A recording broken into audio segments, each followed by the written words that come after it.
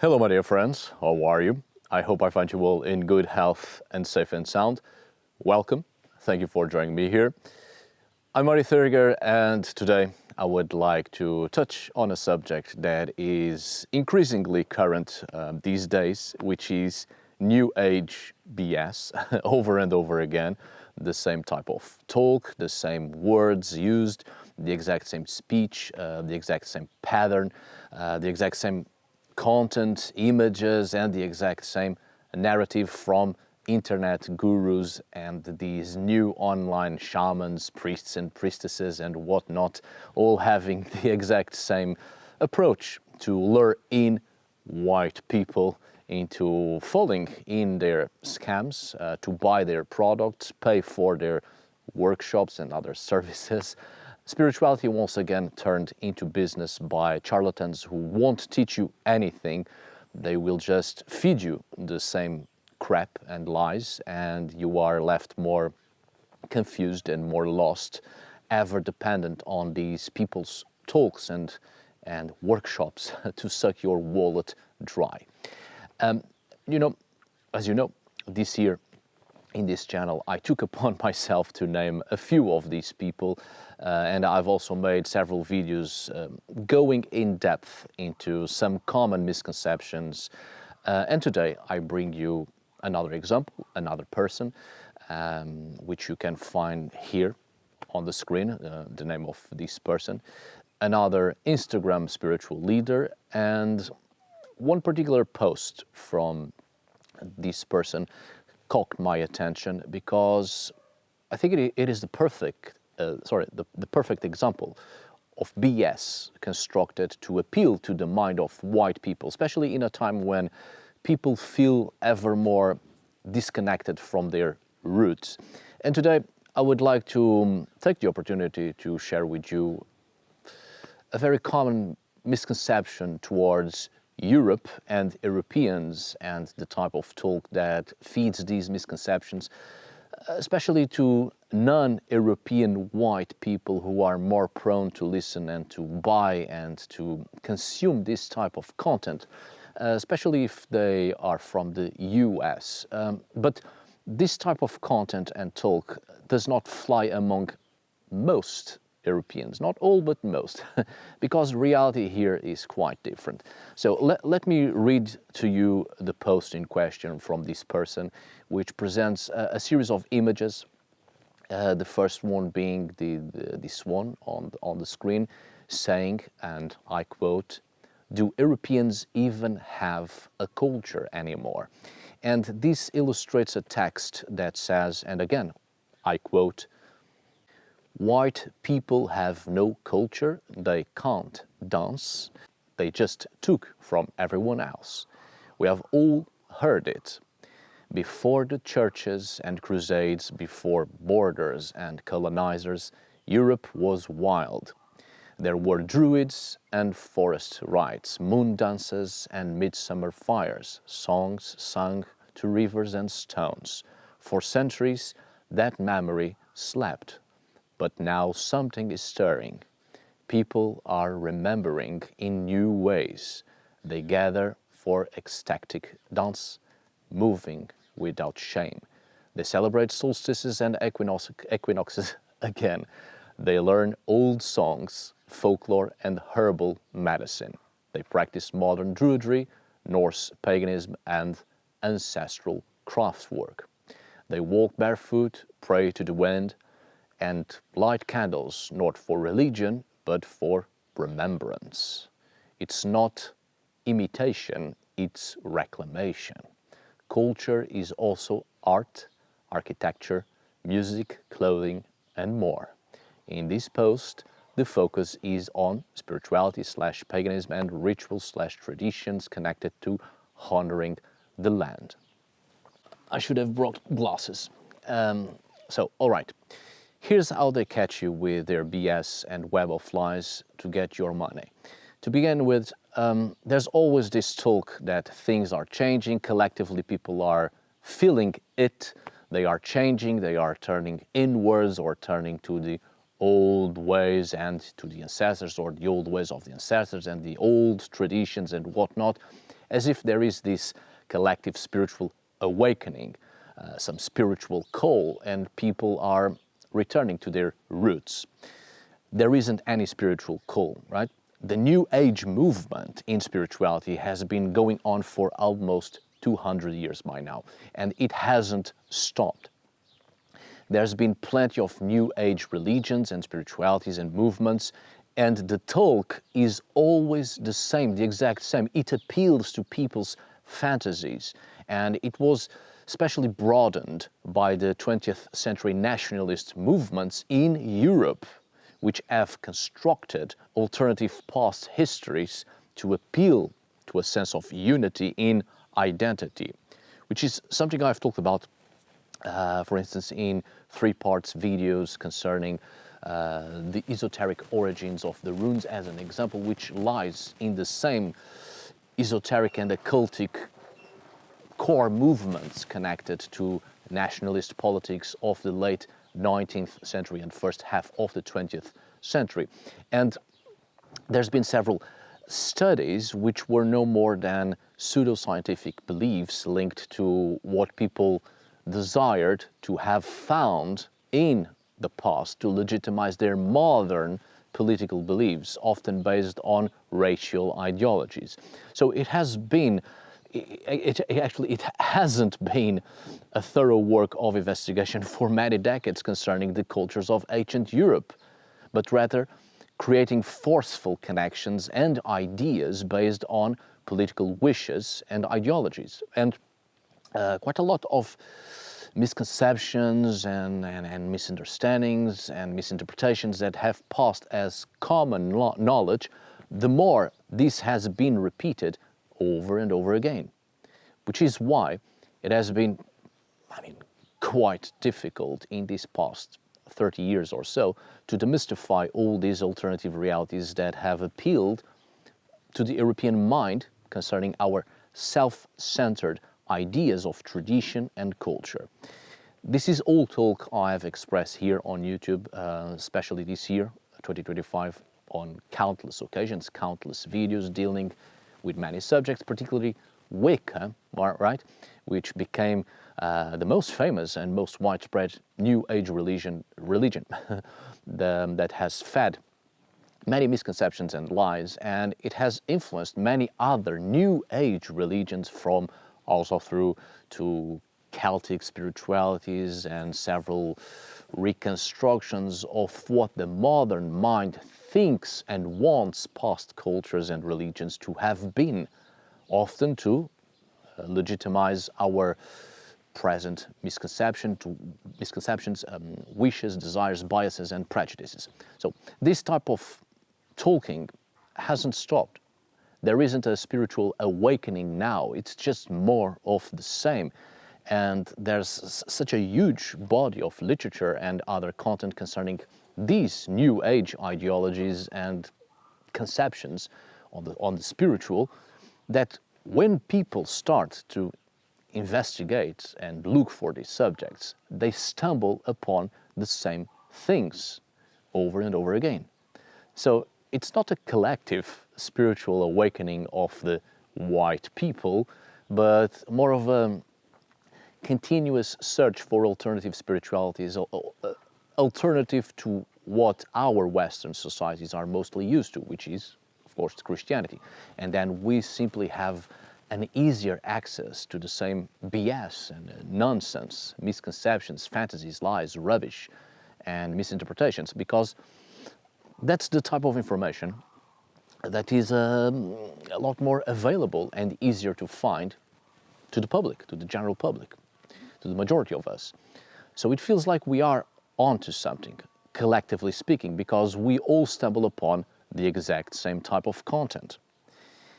And what this person has written, which I'll put on the screen again, I do hope you pay close attention to these words, right? Because these same words and same patterns you will find in most of these internet shamans, gurus, priests and priestesses, and Instagram witches and whatnot, which will always lure people into buying what they are selling. They sell you what you want to hear. and they sell you their products, their workshops, their initiations into the real and true old ways of our ancestors. That's bullshit, right? On countless occasions I have shared here with you with real sources, real academic scientific studies and research, and especially with archaeological and anthropological studies, that unfortunately and very sadly, there's actually little we know about the cultures of the past. And what we mostly have concerning many cultures, from Celtic, Nordic, Slavic, and whatever else, today is just New Age inventions, suppositions, and feeding the same misconceptions over and over again. and once again, I underline, as I did in other previous videos, part of the great fault in this, right, doesn't just lie in these New Age movements, religions, and groups, and that constantly feed the same lies for personal profit. The fault also lies in academia itself, because many studies that indeed focus on reaching the historical truth as much as it is possible through scientific means, these studies often only circulate in small and very restricted scientific groups. And the great majority of people that do not have the means to reach these studies and the opportunity to be part of these studies are left out, and with no idea where to seek the information they crave, which is why we always end up in the exact same circles, in the information that is a lot more available to us, which are the books and the content in general of New Age spiritualities and of New Age gurus. Now most especially of the internet, creating content to feed these lies, to profit from people's ignorance and people's hunger for knowledge, and even people who are absolutely desperate to find a way to be more connected to the spiritual and to their actual roots, but are cut off from real scientific academic work, which is very important. So obviously people will listen and consume to whatever is mostly available to them, right? But this is all talk I have shared with you throughout these years, and most especially this year, 2025, and I'll put the link to some of the videos where I've talked about these issues in more depth, right? And then this person on Instagram in this post, he has made, right, I've shown you, it follows a series of images with texts that say the following, and I'll leave a link to the post in the description so you can look and read, look into it and read for yourselves. As I was saying, so I'm going to read the text for this post we are dealing here today. Europe was wild, mystical, and deeply rooted in the natural world. Before Christianity, before kingdoms and borders, Europe had its own sacred traditions. Sacred groves and rivers, goddesses and gods of the land, seasonal festivals like solstices and equinoxes. Then Christianity arrived, bringing saints, sins, and an aggressive rebranding of sacred traditions. Crusades, witch hunts, inquisitions, cultural memory was suppressed, rewritten, and sometimes destroyed. I'll read no more of it at this point, because it is always the same talk. I ask you, for how long will we blame Christianity for the supposed end of paganism? I don't think I need to repeat myself concerning the witch hunts, right? By the time of the great witch hunts, no one else was pagan anymore for many centuries. Christians were not burning pagans. There was a religious war among European Christians between Catholics and Protestants, and we were killing each other, and the witch craze was carried on into the Americas, where people were not hanging, drowning, and burning pagans, but again, Protestants against Catholics and Protestants against Protestants. But let's move away from that and go back into paganism, right? it's not just the fact that the great majority of information concerning pagan mythologies were actually compiled by Christians. Take the example of the great body of Nordic literature and on Old Norse myths, especially the Prose Edda, right, which was written by a Christian 200 years after Christianity had already become the official religion of Iceland. So it's actually Christians that have safeguarded part of pagan myths, but it's also the fact that pagans had quite a different perception towards the spiritual. And when people talk about Christians coming to force Christianity upon the pagans, historically speaking, the reality is not at all like that, and it is far more complex than that childish and simplistic view from people who would rather live in a fantasy than facing the reality of things and, well, be set free. So Christians were not these foreigners outside Europe that brought a religion into Europe to end the old ways. Christianity in Europe was spread by Europeans, and in the first years of Christianity, many of those who helped to spread Christianity were not even Christians, but pagans, whose animistic belief systems were more prone to accept and incorporate different deities and different systems of belief into their own systems of belief and in their own cultures, right? So the very figure of Christ was extremely appealing to pagans. Pagans saw Christ in a very different manner than Christians saw and interpreted Christ. The figure of Christ was a key element to spread early Christianity among the pagans, and the pagans themselves adopted Christ as yet another god or another spiritual figure of power who could be called upon, just like other gods and entities and whatnot, to achieve something beneficial in life, right?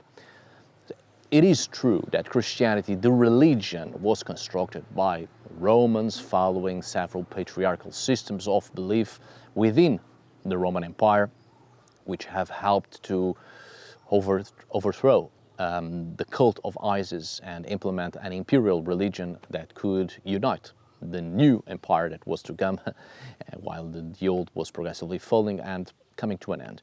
However, the figure of Christ, in its origins, was constructed by those quite familiar with the Dionysian cult and to match other vegetation gods, which were highly important and appealing to the pagans.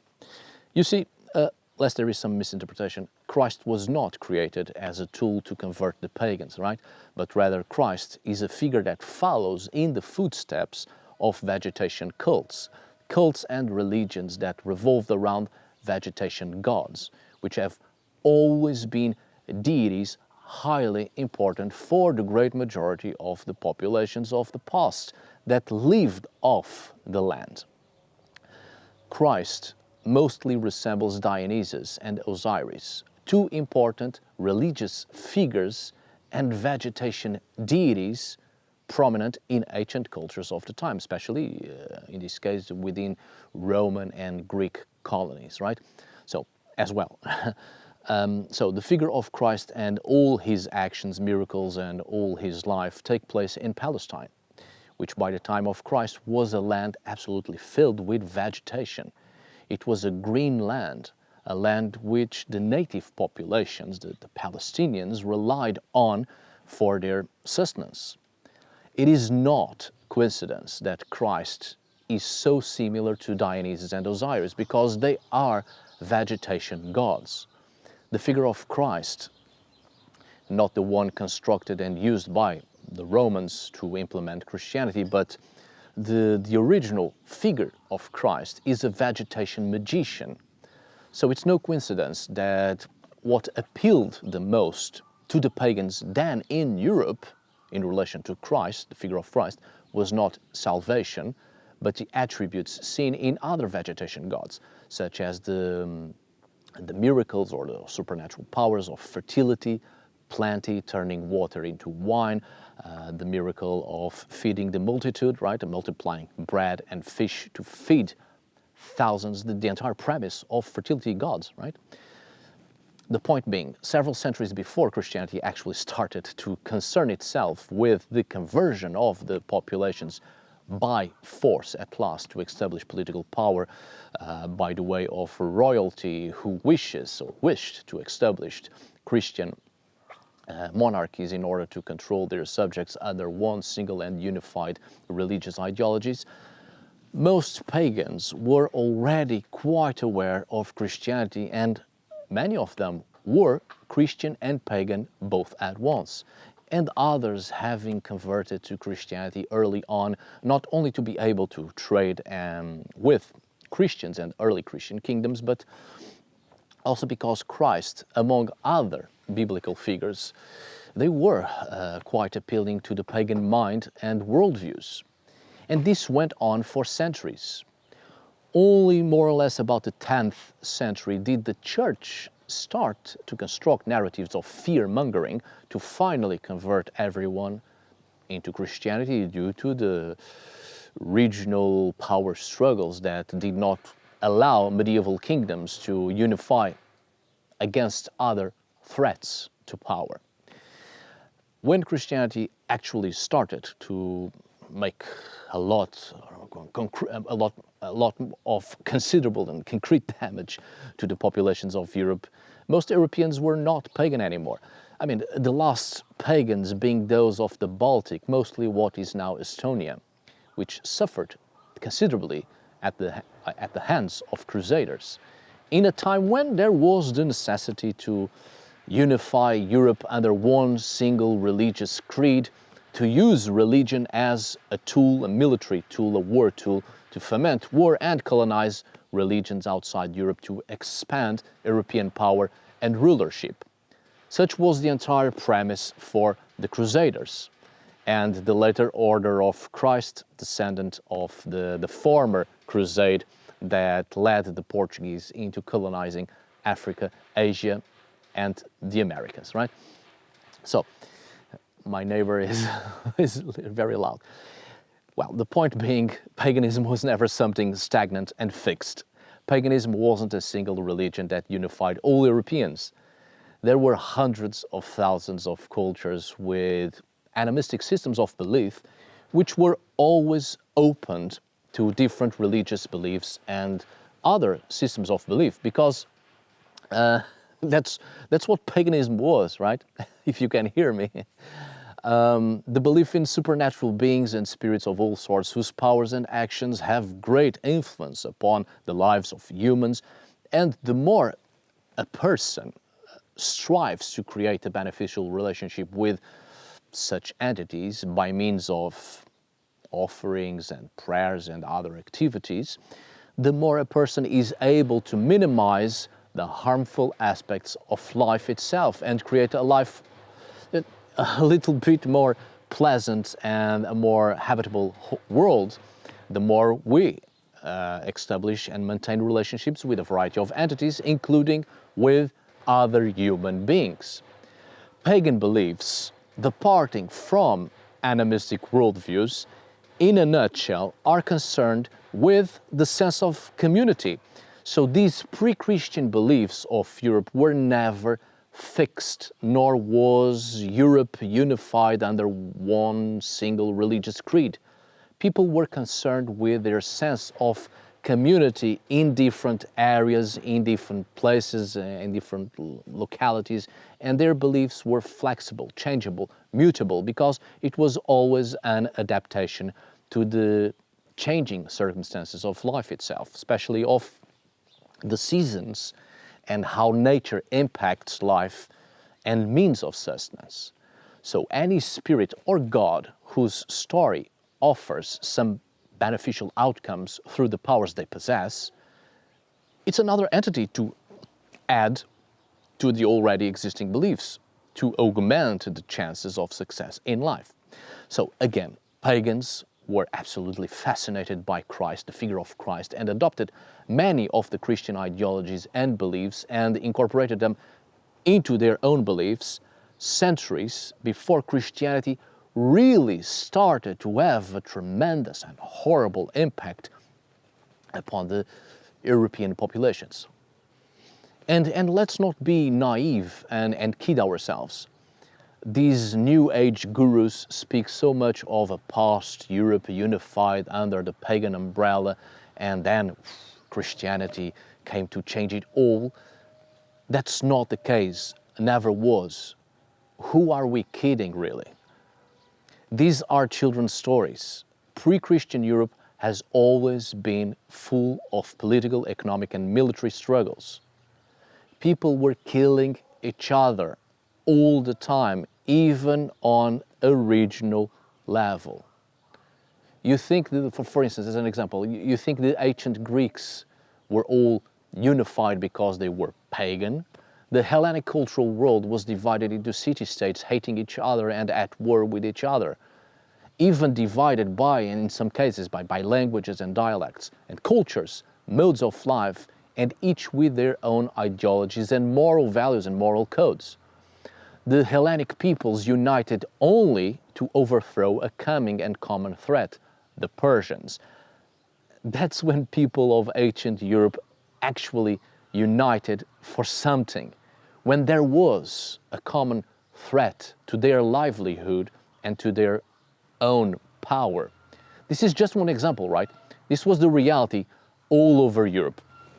Another example, since this channel has been mostly about Nordic studies, especially of the late Iron Age and Middle Ages of Scandinavia, here's another example. People often speak of the Viking Age and the Vikings as if the whole of Scandinavia was united and they were all pagans and whatnot. By the time of the Viking Age, Nordic peoples were already aware of Christianity and incorporated Christian ideologies and even converted to Christianity at least 200 years prior to that, prior to the Viking Age. The Viking Age material cultures is filled with beautiful mixture of Christian and pagan myths and ideologies and conceptions.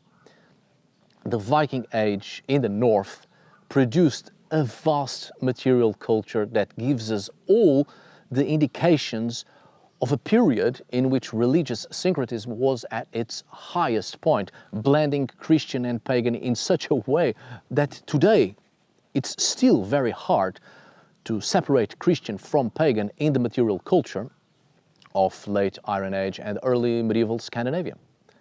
Besides, among Scandinavian pagans, they were fighting all the time amongst themselves, killing each other, just like everyone else has ever done for thousands of years all over Europe to secure power and land. You know when Europeans actually united for the first time in great scale?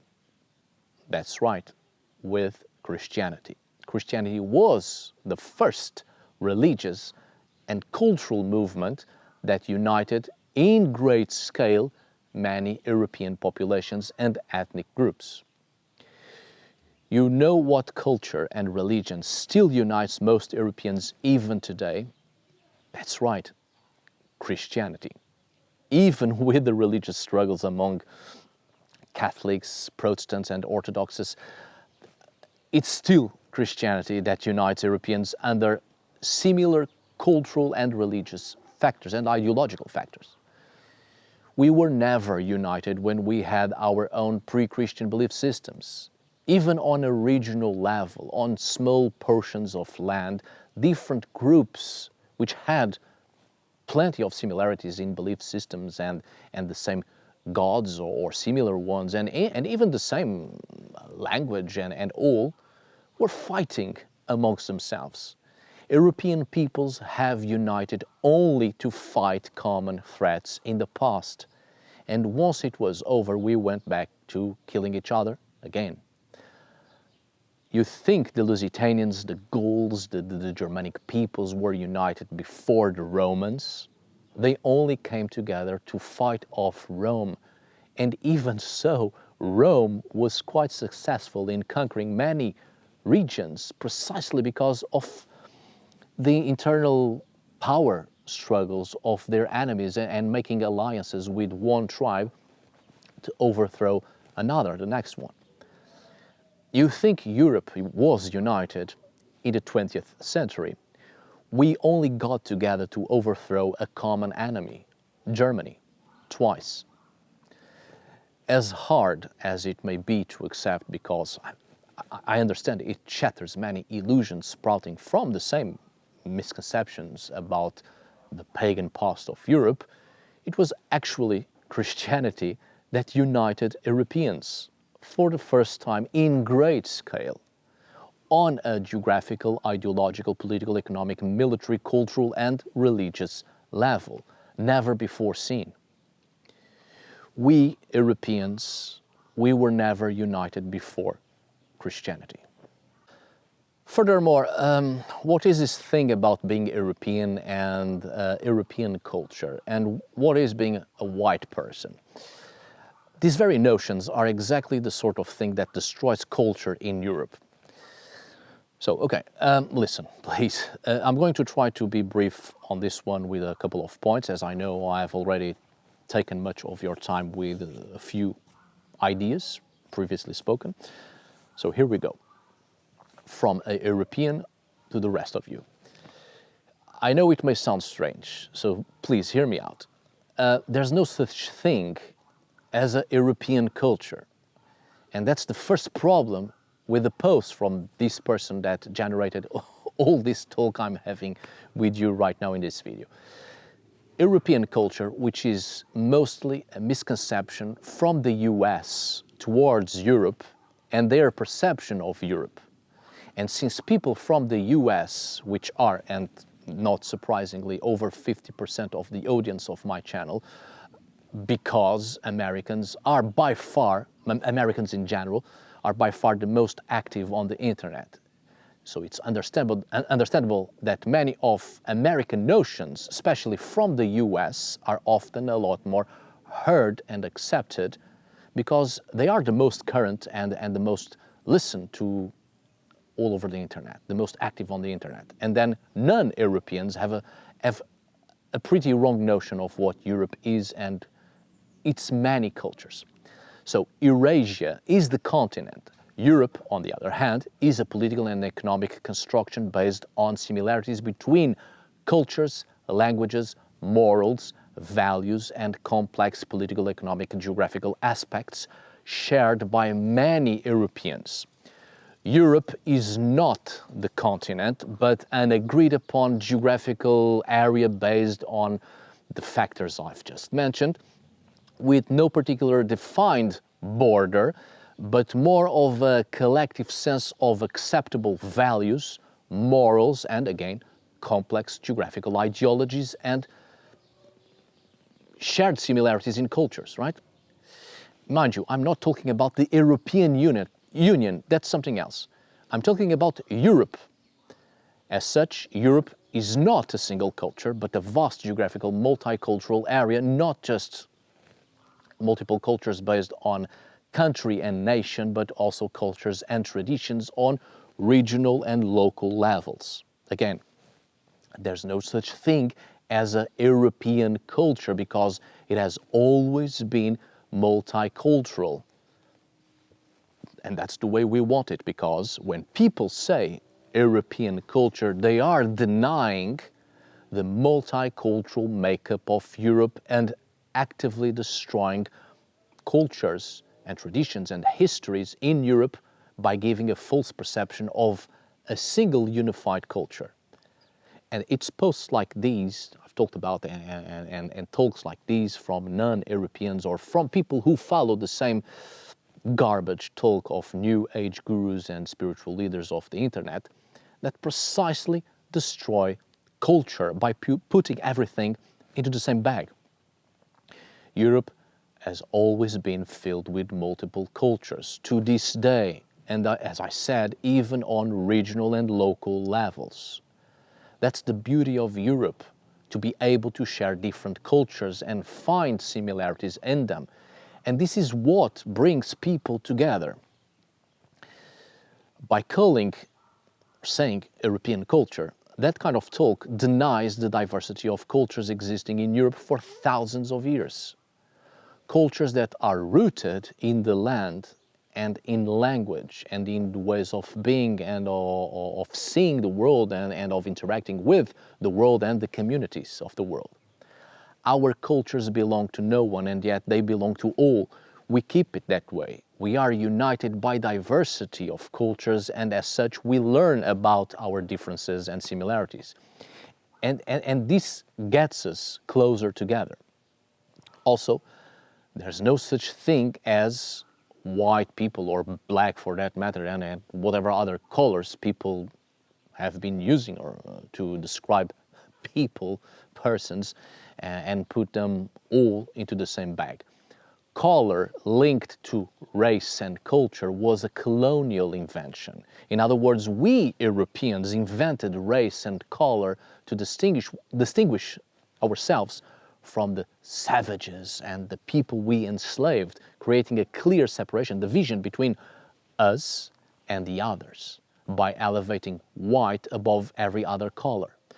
I repeat, calling people by color, such as white people, black people, brown people, etc., was an European colonial invention. In the US, this is still highly used and normalized, and it is the remnants of the colonial past. And by the way, this is especially both funny in a non-haha way and also bothersome to me, because it was the Portuguese that invented white people and colored others. The only reason in Europe some people nowadays say white people, black people and such is because of USA's influence of such talk in political discourses, which is actually very sad, because they remain with the colonial inventions we gave to them, and now they give us back the very thing we have invented, and it was never a positive and good thing to begin with. And to this day, it continues to create divisions. So we invented this illusion of race and color, and the other colonial powers carried on with it. And nowadays, even people whose ancestors were enslaved continue to describe themselves and others by color. The very colonial destructive mind that continues to ripple and have its negative effects upon the world and creating divisions. And now, in the US mostly, people still use this type of talk, and it reflects back to us, Europeans, the inventors of that bullshit. And we and many others in the world use this talk of race and color applied to culture, an illusion we created, and now we fall into our own trap, and people forget who invented what, and it has become normalized. You know where the N-word as a racial slur directed at black people originated? It was us, the Portuguese, who have begun to call that to the people we have enslaved in the past, when we began the great and terrible Atlantic slave trade. It comes from the Portuguese word negro, either meaning black or dark, applied to the millions of dark-skinned people Portugal enslaved and sold. So, whatever you do with your money is up to you. I'm absolutely no one to tell you what to do with your money, and if you want to spend it on these online gurus and new age internet shamans selling you very highly expensive workshops and products of their online stores and feeding you lies and bullshit, and keep on feeding the same misconceptions to bind people to their will and their greed and to profit from people's ignorance, it's really up to you whatever you want to do with your money. But please be attentive and know what you are getting yourselves into. Now, whether or not you accept this message that I have left you here today, or whether or not you reflect upon such words at the very least, it's no business of mine. I leave you a message, and whatever you do with it, it's up to you, right? So, These persons and others' spiritual attempts with this post I have shared here and other similar posts and content and these types of talks is frankly distasteful, disrespectful, ignorant, and one of the biggest problems of New Age spiritual gurus that actively destroy spirituality and culture and notions of reality. These online spiritual gurus will further distance you away from spirituality, actual spirituality. They are not trying to help you, they are trying to sell you something. So please be attentive. So, my dear friends, for all the good it does, at least I hope you have enjoyed this video and may it be useful in any possible way. Be well. Thank you so much for watching. See you on the next video. And, as always, thank you for today. Until we meet again, my dear friends.